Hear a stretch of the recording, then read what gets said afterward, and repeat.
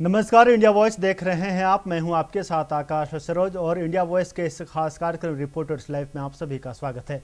इस खास कार्यक्रम में हम अपने तमाम सहयोगियों की रिपोर्ट्स पर नजर डालते हैं। सबसे पहले बात करेंगे उत्तर प्रदेश की।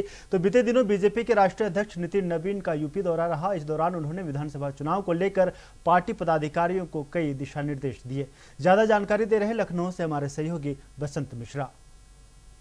बीजेपी के राष्ट्रीय अध्यक्ष नितिन नवीन ने संगठन के पदाधिकारियों से मिलकर के कहा कि संगठन में किसी प्रकार का मनभेद और मतभेद नहीं होना चाहिए। क्योंकि 2027 का चुनाव नज़दीक है, ऐसे में लगातार बीजेपी की तरफ से जो संगठन के लोग थे उनमें आपस में मतभेद चल रहा था। जब नितिन नवीन ने संगठन के लोगों से बात की तो साफ निर्देश दिए गए, अगर संगठन में मतभेद और मनभेद हुआ तो संगठन कभी कामयाब नहीं होगा। चूँकि 2027 का चुनाव बीजेपी के लिए अहम माना जा रहा है, ऐसे में सख्त निर्देश दिए गए कि संगठन से ऊपर कोई नहीं है और संगठन में जुड़ करके सभी को एकजुट हो करके 2027 का चुनाव लड़ना है और उसी में 2027 को फिर से जीतना है। तो कहीं ना कहीं नितिन नवीन के इस बात को लेकर के संगठन के लोग कितना अपनाते हैं ये तो आने वाला 2027 का चुनाव बताएगा। लेकिन फिलहाल नितिन नवीन ने संगठन के लोगों को सख्त निर्देश दिए गए, अगर किसी प्रकार से कहीं किसी संगठन के पदाधिकारी के द्वारा मतभेद करके कहीं कुछ कार्यक्रम में अगर कोई दखलंदाजी हुई तो उसके खिलाफ कठोर कार्रवाई भी की जाएगी। वीडियो जर्नलिस्ट हरीश साथ बसंत मिश्रा, इंडिया वॉइस, लखनऊ। उत्तर प्रदेश विधानसभा चुनाव को लेकर प्रदेश में राजनीतिक सरगर्मी तेज हो गई है। सभी दल दलित, मुस्लिम और ओबीसी वोट बैंक साधने की कवायद तेज हो गई है और इसी कड़ी में चंद्रशेखर आजाद ने स्वामी प्रसाद मौर्य से मुलाकात की है। इसे लेकर स्वामी प्रसाद मौर्य ने कहा है कि उत्तर प्रदेश में तीसरा मोर्चा तैयार होगा। सुनिए क्या कुछ कहा स्वामी प्रसाद मौर्य ने जब हमारे सहयोगी अजहर खान ने उनसे खास बातचीत की। राष्ट्रीय अध्यक्ष स्वामी प्रसाद मौर्य हमारे साथ बातचीत के लिए मौजूद हैं। सर, कल आज़ाद समाज पार्टी के अध्यक्ष चंद्रशेखर आज़ाद से आपकी मुलाकात हुई। क्या लगता है अब उत्तर प्रदेश में तीसरा मोर्चा बनने वाला है, क्योंकि 2027 का विधान? इसमें कोई राय नहीं कि जिस तरीके से भारतीय जनता पार्टी की सरकार में आज पूरा देश और प्रदेश समस्याओं से अटापटा है, चारों ओर हाहाकार मचा है, करोड़ों नौजवान बेरोजगार हो गए हैं, सरकारी नौकरियां खत्म हो चुकी हैं, गाहे बेगाहे कभी कोई जगह आई भी तो परीक्षा नकल की भेंट चढ़ जाती है। आज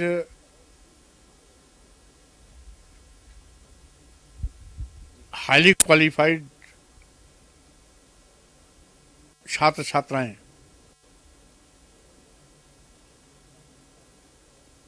को रोजगार मिलना दूभर हो गया है। 8,000, 10,000, 15,000 की आउटसोर्सिंग नौकरी करने पर मजबूर हैं। इस महंगाई में 15,000, 8,000, 10,000 या 12,000 का नौकरी कोई पाएगा भी? क्या खाएगा, क्या बचाएगा? गरीबी का आलम तो ये है, माननीय प्रधानमंत्री स्वयं बयान देते हैं, हम देश के 80 करोड़ लोगों को 5 किलो 10 किलो चावल देते हैं। अब सोचिए कि जिस देश में 140 करोड़ की आबादी में 80 करोड़ परिवारों की जिंदगी 5 किलो 10 किलो चावल पे चलती होगी, क्या वो 80 करोड़ परिवार अपने बेटे बेटी को विश्वविद्यालय में पढ़ाने का सपना कभी देख पाएंगे? क्या वो 80 करोड़ परिवार अपने बेटे बेटी को doctor, engineer, advocate, professor, IAS, IPS, PCS या जज, वैज्ञानिक आदि पदों पर भेजने का सपना कभी देख पाएंगे?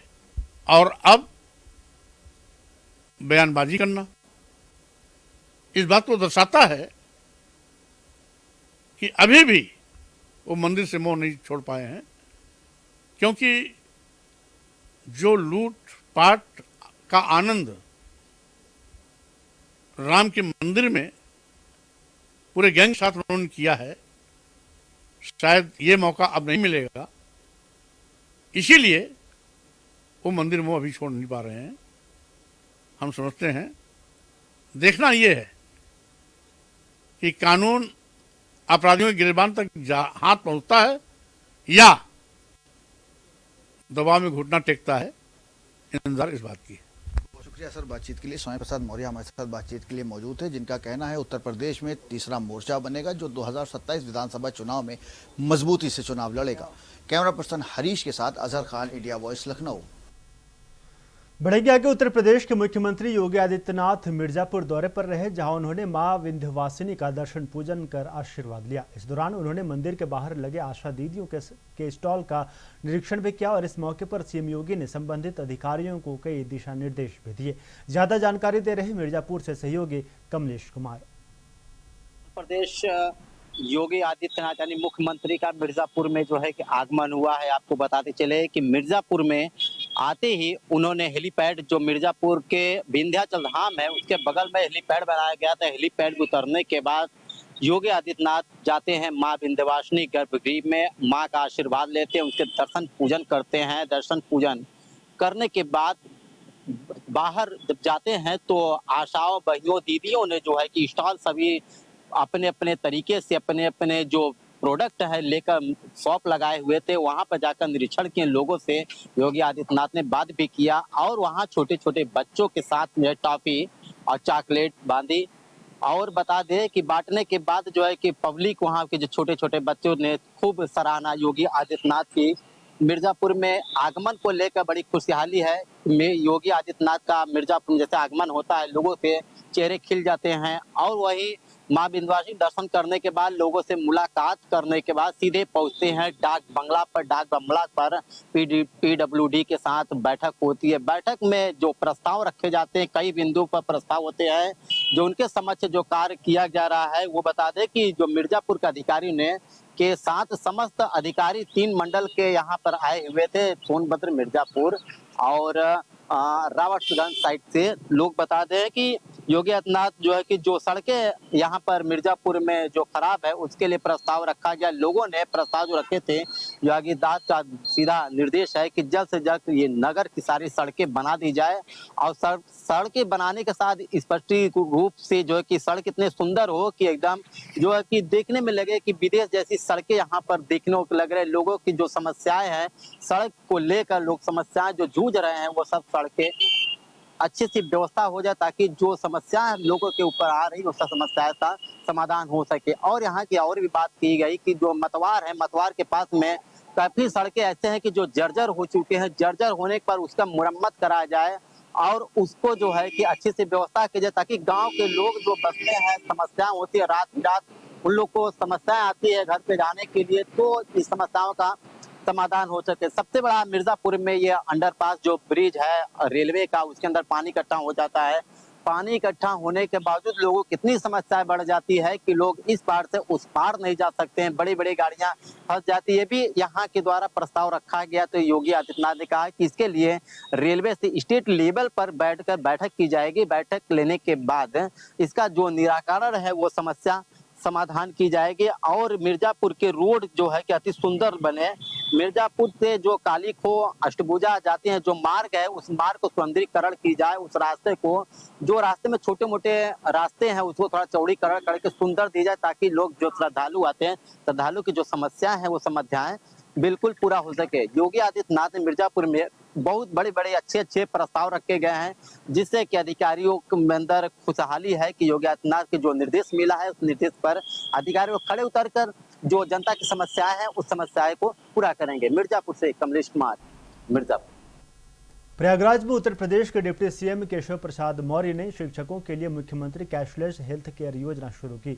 इस दौरान उन्होंने मीडिया से मुखातिब होकर कई मुद्दों पर अपनी बातें रखी। ज्यादा जानकारी दे रहे प्रयागराज से सहयोगी शोएब रिजवी।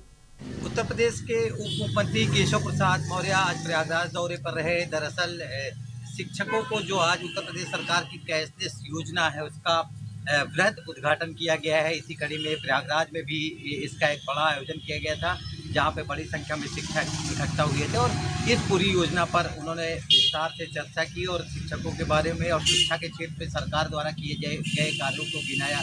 साथ ही साथ पत्रकारों के सवालों के जवाब में उन्होंने तमाम राजनीतिक दलों पर हमला भी बोला, खासतौर से समाजवादी पार्टी उनके निशाने पर, और समाजवादी पार्टी में जो उनकी तरफ सवाल उछाले जाते हैं उसके जवाब भी उन्होंने दिए। उन्होंने कहा कि जिस तरह से ये सरकार काम कर रही है, ये लोग बौखलाए हुए हैं।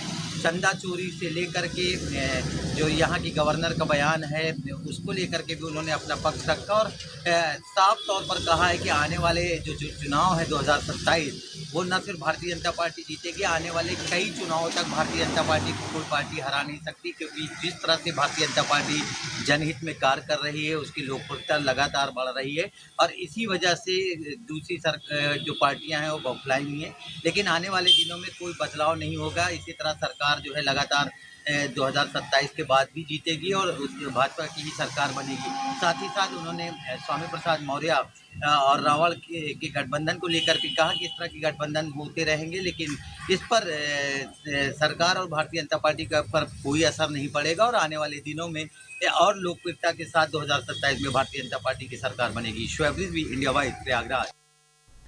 उत्तराखंड में विकास और पर्यावरण के बीच संतुलन बनाना एक बड़ी चुनौती बन गया है। ऋषिकेश भनियावाला हाईवे के चौड़ीकरण के तहत बड़कोट और ऋषिकेश रेंज में 743 करोड़ की लागत से 20 किलोमीटर लंबा 4 लेन हाईवे बनाया जा रहा है। वन्य जीवों की सुरक्षा के लिए इस हाईवे पर 5 अंडरपास भी बनेंगे। देखिए हमारे संवाददाता अभय केंतुरा की रिपोर्ट। एयरपोर्ट से ऋषिकेश तक जो हाईवे का चौड़ीकरण का कार्य चल रहा है उसमें एक बार फिर विकास के नाम पर हरे पेड़ों को काटने का काम चल रहा है। जिस तरीके से इन हरे पेड़ों को काटने का काम यहाँ पर हो रहा है उसका विरोध जो राज्य के जो पर्यावरणविद हैं, जो समाज सेवी संस्थाएं हैं, वो इसका विरोध करते हुए नजर आ रहे हैं, क्योंकि विकास के नाम पर, हाईवे चौड़ीकरण के नाम पर यहाँ पर 3000 से ज़्यादा पेड़ों को यहाँ पर कुर्बान करने का काम यहाँ पर किया जा रहा है। पहले हाईकोर्ट की तरफ से इस पर जब पर्यावरणविदों की तरफ से जनहित याचिका यहाँ पर लगाई गई थी पेड़ों को काटने को लेकर, तो हाईकोर्ट ने एक अंतरिम आदेश यहाँ पर दिया था और पेड़ों को काटने पर रोक लगाने का काम उनकी तरफ से किया गया था। लेकिन उसके जवाब में वन विभाग ने हाईकोर्ट में जो जवाब दाखिल किया था उसमें साफ तौर पर कहा गया कि जो पेड़ों के कटने की जो संख्या थी उसे यहाँ पर कम करने का काम यहाँ पर किया जाएगा। साथ ही जितने पेड़ यहाँ पर कटेंगे उन पेड़ों में से उनका 1/3 पेड़ों का ट्रांसप्लांट यहाँ पर किया जाएगा, यानी सीधे पेड़ दूसरी जगह यहाँ पर शिफ्ट किए जाएंगे। साथ ही एक पेड़ के बदले 10 पेड़ लगाने की विभाग की तरफ से भी अपना स्वतंत्र यहाँ पर दिया गया था, यानी जितने पेड़ यहाँ पर कटेंगे उसके 10 गुना पेड़ और वहाँ पर दूसरी जगह विभाग की तरफ से, यानी फॉरेस्ट विभाग की तरफ से उसको लगाने का काम, उनको रोपण करने का काम यहाँ पर किया जाएगा। मानव हानि भी यहाँ पर होती थी, उसे रोकने का काम अब यहाँ पर इस हाईवे के माध्यम से किया जाएगा, क्योंकि इस हाईवे के बनने के साथ ही यहाँ पर एक अंडरपास एलिफेंट के लिए रखा जाएगा, 4 अंडरपास दूसरे जानवरों के लिए यहाँ पर बनाए जाएंगे, ताकि किसी भी प्रकार से पर्यावरण का भी संरक्षण हो सके और जो जंगली जानवरों के जो निकलने के जो रास्ते हैं उनको भी सुरक्षित करने का काम यहाँ पर हो सके। तो ये कहा जा सकता है कि विकास के नाम पर कुर्बानी तो हो रही है, लेकिन उसमें अब पर्यावरण यानी इकोलॉजी और इकोनॉमी दोनों का संतुलन बनाने का काम यहाँ पर किया जा रहा है। ये कह सकते हैं कि सरकार के लिए चिंता का विषय जरूर है, पर्यावरणविद आंदोलन जरूर यहाँ पर कर रहे हैं, लेकिन विकास के लिए कुर्बानियां सही तरीके से कही जा सकती है अगर उसका सही तरीके से इम्प्लीमेंट यहाँ पर किया जा सके। कैमरामैन असुल साथ Abhay Kentura, India wise, Rishikesh. Delhi NCR में कई दिनों से झमाझम बारिश हो रही है और बारिश की वजह से सड़कें तालाब में तब्दील हो गई और इस वजह से सड़क पर जाम की स्थिति भी दिखाई दे रही है। ज्यादा जानकारी दे रहे हैं हमारे सहयोगी नितिन चौधरी। लगातार हो रही झमझमाती बारिश से लोगों को काफ़ी राहत का सामना करना पड़ रहा है। जिस तरीके से जो उमस भरी गर्मी से लोग काफ़ी परेशान थे, तो आज जो है बारिश से काफ़ी लोग खुश नज़र आ रहे हैं। बता दें कि येलो अलर्ट भी जारी कर दिया गया। आने वाले समय 3 दिन तक जो है येलो अलर्ट जारी रहेगा दिल्ली एनसीआर में। लेकिन उसके बाद तापमान की बात की जाए तो तापमान में भी 10 डिग्री गिरावट देखने को मिली है। बता दें कि तापमान जो है 32 से 35 डिग्री के सेल्सियस यहाँ पहुँच चुका है। लेकिन उसके बाद जो है रोडों की बात की जाए तो रोडों पर काफ़ी पानी भी, जलभराव भी देखने को मिला है और साथ ही ट्रैफिक व्यवस्था की बात की जाए तो ट्रैफिक भी देखने को मिला है। लेकिन उसके बाद लगा जिस तरीके से बारिश हो रही है, बारिश में लोगों को काफ़ी राहत मिल रही है। जिस तरीके से गर्मी से लोग काफ़ी परेशान थे, लेकिन अब जो है दिल्ली एनसीआर में बारिश से आने के बाद लोगों में काफ़ी खुशी का माहौल देखने को मिल रहा है। लेकिन उसके बाद लगातार ये हम लगाया जा रहा है कि आखिरकार 3 दिन का जो येलो अलर्ट यहाँ पर बताया गया, मौसम वैज्ञानिकों के द्वारा कहा गया है कि 3 दिन तक येलो अलर्ट जारी रहेगा। उसी के बाद जब देखना यही होगा कि बारिश से कितने लोगों को खुशी देखने को मिलेगी। कैमरामैन तुषार के साथ मैं नितिन चौधरी, इंडिया वॉइस, नोएडा। इधर झांसी में पूर्व विधायक दीप नारायण सिंह यादव के ठिकानों पर ईडी की कार्रवाई से इलाके में चर्चाएं तेज हो गई हैं। टीम ने आवासों पर पहुंचकर दस्तावेजों और अन्य रिकॉर्ड की पड़ताल की। वहीं पर पैतृक गांव स्थित घर से लेकर रिश्तेदारों के ठिकानों तक जांच का सिलसिला जारी रहा। पूरी खबर बता रहे झांसी से सहयोगी शेख मोहम्मद गुल। नोएडा के पूर्व विधायक दीप नारायण सिंह यादव की मुश्किलें कम होने का नाम नहीं ले रही हैं। अभी कुछ समय पहले ही दीप नारायण सिंह यादव जमानत पर बाहर आए थे। वहीं आज बुधवार की सुबह उनके आवास पर ईडी ने छापेमार कार्रवाई की है। जानकारी के अनुसार ईडी की टीम सर्वप्रथम मौठ में उनके पैतृक गांव पहुंची थी, जहां पर उनके पैतृक आवास पर पहुंचकर कागजातों को जब्त किया गया। उसके बाद झांसी की मून सिटी पहुंची, जहां पर उन्होंने दीप नारायण सिंह यादव के फ्लैट पर कार्रवाई की जा रही है। आय से अधिक संपत्ति और मनी लॉन्ड्रिंग जैसे और भी तमाम तथ्यों की ईडी द्वारा जांच की जा रही है। बताते चले कि जानकारी प्राप्त हुई है कि ईडी की टीम में लगभग 20 से 25 आला अधिकारी और कर्मचारी साथ में आए हैं। वहीं बात की जाए तो पूरी ही मून सिटी को एक छावनी में तब्दील कर दिया गया है। तमाम जगह भारी पुलिस फोर्स को लगाया गया है। बात की जाए मून सिटी के गेट पर ही भारी पुलिस बल तैनात है। किसी भी व्यक्ति को, इवन जो मून सिटी के अंदर रहने वाले लोग हैं, उनको भी अंदर जाने और बाहर आने की अनुमति नहीं दी जा रही है। जो भी अंदर बाहर जा रहा है उससे कॉलोनी का कार्ड पूछा जा रहा है, तभी उनको आवागमन किया जा रहा है। वहीं बात की जाए मीडिया की, तो मीडिया को भी अंदर जाने से पूर्ण तरीके से रोक दिया गया है। वहीं जानकारी प्राप्त हुई है कि ईडी के पहुंचने से पहले दीप नारायण सिंह यादव के पुत्र दीपांकर यादव वहां से निकल चुके थे। वहीं बात की जाए तो ये कार्रवाई झांसी में उनके आवास और उनके जो मिलने वाले हैं उनके ठिकानों पर भी की जा रही है। सबसे बड़ी बात देखने वाली यह है कि झांसी के साथ साथ लखनऊ में भी 2 इनके जो मकान है, अपार्टमेंट्स हैं, वहां पर भी ईडी की भारी टीम पहुंची है पुलिस बल के साथ, और वहां पर भी लगातार कागजों की खंगाल किया जा रहा है। आय से अधिक संपत्ति की जांच की जा रही है। मनी लॉन्ड्रिंग से रिलेटेड जितने भी इनके ट्रांजैक्शन हैं वो देखे जा रहे हैं। बता दूं कि सपा प्रमुख अखिलेश यादव के बेहद ही करीब माने जाते हैं दीप नारायण सिंह यादव। जैसे ही ये कार्रवाई का पता अखिलेश यादव को चलता है तो वो अपने एक्स पर ट्वीट कर एक तंज कसते हैं कि जहां पर कार्रवाई होनी चाहिए वहां कार्रवाई नहीं हो रही है, सिर्फ औपचारिकता ही निभाई जा रही है। यानी कि चंदा चोरी के मामले को लेकर जहां छापे और कार्रवाई को किया जाना चाहिए वहां ना कर दूसरी जगह पर ये कार्रवाइयां दिखाई जा रही हैं। झांसी से इंडिया वॉइस के लिए शेख गुल मोहम्मद की रिपोर्ट। इधर उन्नाव में बारिश के कारण विकास की पोल खुलती नजर आई। 2 साल में ही कानपुर लखनऊ हाईवे पर बनाई गई सड़क उखड़ने लगी और इस सड़क का विशेष मरम्मती का कार्य 92 करोड़ की लागत से कराया गया था। ज्यादा जानकारी दे रहे उन्नाव से सहयोगी निखिलेश प्रताप सिंह।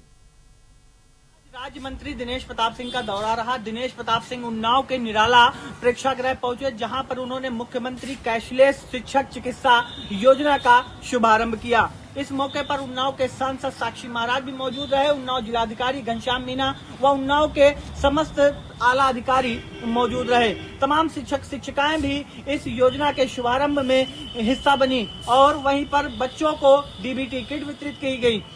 दिनेश प्रताप सिंह ने अपने संबोधन में कहा कि उत्तर प्रदेश की सरकार लगातार शिक्षक व शिक्षिकाओं के हितों का ध्यान में रखते हुए इस तरह की योजनाओं को स्वचालित कर रही है और आज मुख्यमंत्री कैशलेस शिक्षक चिकित्सा योजना का शुभारंभ किया गया है, जो कि तमाम शिक्षक और शिक्षिकाएं हैं उनके परिवारों को चिकित्सीय सेवा का लाभ मिल सकेगा। उन्नाव से इंडिया वॉइस के लिए निखिलेश प्रताप सिंह। तो रिपोर्टर लाइव में फिलहाल मेरे साथ इतना ही। देखते रहिए इंडिया वॉइस। नमस्कार।